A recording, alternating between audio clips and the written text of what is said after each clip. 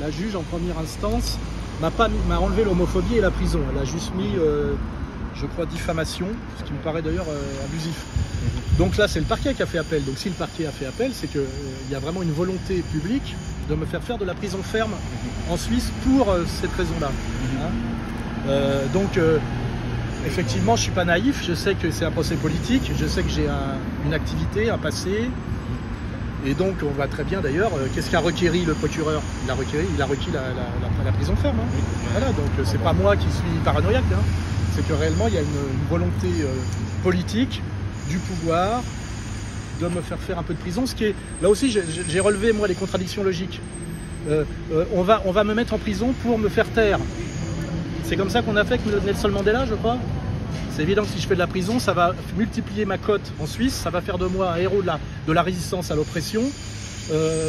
Et je l'assumerai, mais c'est même pas ce que je veux. Je veux en Suisse être tranquille. Et en fait, sous prétexte de me faire taire, le ministère public fait en sorte de faire de moi, je dirais, un combattant vedette de la cause anti-LGBT. C'est libre à eux, mais moi j'ai beaucoup plaidé sur l'absence de logique de tout ça. J'ai entendu militantes privées. Parce que vous avez plaidé, vous avez aussi plaidé une forme de défendre vos combats, y compris contre les lobbies LGBT comme vous dites. Oui, bien sûr. Oui. Donc vous faites de facto maintenant de la politique en Suisse. Je fais de la politique universelle, de toute façon je ne vois pas où les idées s'arrêteraient à la frontière. Je veux dire, simplement, je ne fais pas de réunion publique en Suisse, je ne me présente pas aux élections, on me l'a demandé, on me l'a proposé, vu ma notoriété, j'ai refusé. Parce que comme je l'ai dit... Qui vous l'a demandé? Ça ne vous regarde pas. Mais on me l'a proposé, puisqu'effectivement je suis une figure. Il ne se passe pas grand chose ici. Vous avez fait récemment une interview au bord du lac Léman, pourtant. Oui. Politique, j'ai regardé en oui, c'était sur quel sujet? C'était sur société organique, société de contrat, oui. C'était plutôt philosophique, c'est de la philosophie politique. Vous mettez la limite entre faire de la politique en Suisse? Je la mets où je veux, voilà. Mais de toute façon, de fait, je suis harcelé, donc je suis de fait un homme public qui s'est installé en Suisse et qui est en Suisse, non pas pour agir sur la politique suisse, c'est ça qu'il faut comprendre, je n'agis pas sur la politique suisse. Je n'ai pas opté pour un parti, je ne donne pas mon avis sur des votations, donc je ne fais pas de politique au sens politique politicienne. Après, comme vous le savez, puisque vous êtes de gauche et cultivé, tout est politique. C'est une phrase qui faisait Flores dans les années 70. Et tout est politique malgré nous. Voilà, donc, mais là, je veux dire, ceux qui politisent cette histoire, c'est d'abord la journaliste qui m'a attaqué dans un article, je n'avais rien demandé, qui faisait suite à un certain nombre d'articles, et en deuxième lieu, la poursuite qui a été validée par le tribunal.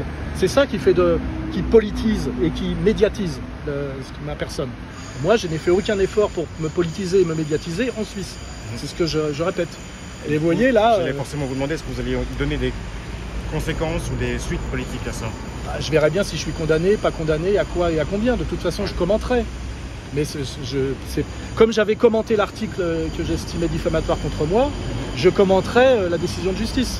Mais c'est pas moi qui prends les devants en interpellant le ministère public. C'est ça que je demande, c'est qu'on respecte la logique, qu'il respecte aussi la chronologie. Il y a l'avant et l'après. Le causal fonctionne dans le temps. Si on enlève le temps, il n'y a plus de possibilité de logique. La cause nécessite le temps.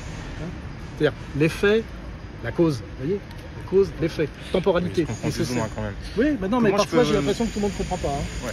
Bon, là il y a un peu de monde autour, mais comment je peux vous contacter lorsqu'il y aura le verdict?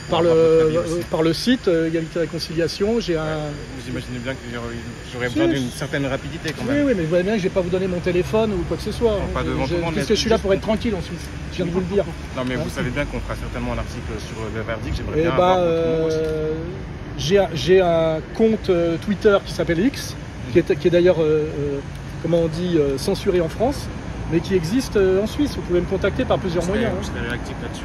Peut-être, peut-être. Ouais. Quand le niveau est bon et qu'il y a réellement un dialogue avec un respect des règles fondamentales, la logique, l'histoire, ça peut fonctionner. Votre avis, donc a priori, il y a du respect. Là, quand on dit que je dis que tous les homosexuels sont homophobes, pas homophobes, tous les homosexuels sont pédophiles, c'est effectivement un mensonge et une faute logique.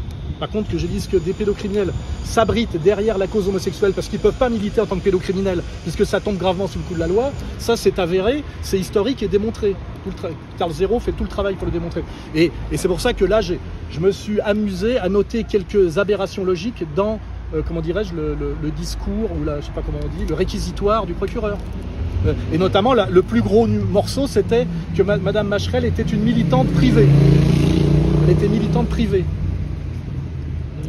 Militante privée, c'est joli. Vous êtes de quel organe de presse? Merci pour vos réponses. Je vous en prie. Quel média? Pour le courrier. Le courrier. Non, pas du tout, c'est un ancien collègue. Okay. Vous viendrez à Égalité et Réconciliation bientôt. On vous attend. Descendants d'immigrés. C'est quoi votre nom? Je l'ai lu sur la net, je l'ai lu hors contenu. Oui. Mais je t'ai dit qu'il n'aime pas les trucs, surtout à la fin. Non, mais je l'emmerde. Non, mais ça va. Je l'emmerde. Il rigolait quand même un peu. Bon, de toute façon. Et c'est vrai que sur la logique, c'est intéressant. Militant privé. Oui, non, mais ça n'a pas de sens. Je cherche à me faire de la publicité alors que c'est eux qui m'en font. Enfin, toi, nous, on va boire un coup et si tu veux, à côté du garage, après on peut te ramener à la gare. Si tu veux. Ouais, si tu veux. Moi j'ai rendez-vous vers 5h à la gare. Alors, moi je dois être à 5h à la gare. Il est quelle heure? Bah, il est 4h, ça va, on boit un coup et puis. On va boire un coup entre militants. Les homosexuels sont les bienvenus aussi. Hein. Il n'y a pas chez nous de police des braguettes, je le rappelle.